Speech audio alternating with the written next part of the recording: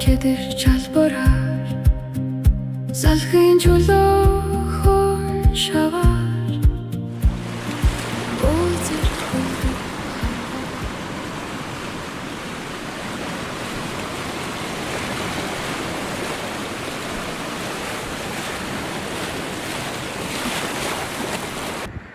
Well, good morning, you Soaring Eagle fans. I'm hoping that some of you, especially those of you living in Chilliwack, can help with this mystery. Maybe somebody from the city of Chilliwack might be able to respond.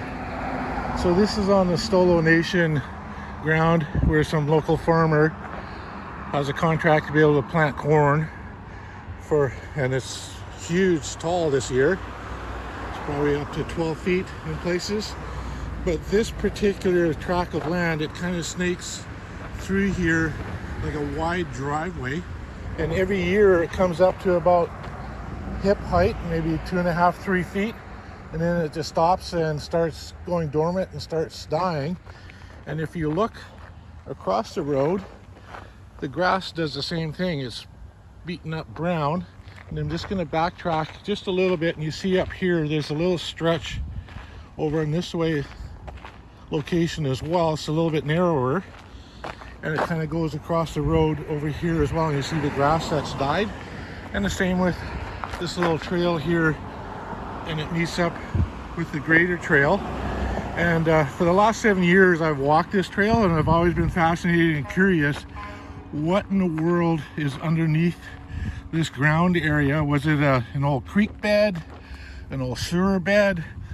Is there maybe a loose gravel trail that all the water just disperses into a gravel bed and there's not enough water to feed these plants? So I'm hoping that some of you will have a response to this, and maybe even have a connection to the city of Chilliwack, and they would know possibly what could have been lying underneath here, maybe even 50 years ago, 100 years ago, or whatever, and would cause this year after year after year. For me, it's been 7 years I've noticed this, and I've taken pictures before.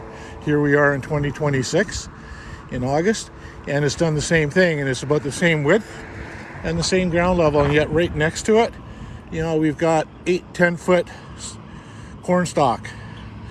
So just a short little video here discussing this, and leave a comment down below and see if we can come up with an answer for this. And if there's some wise engineer, scientist, whatever at City of Chilliwack, let us know.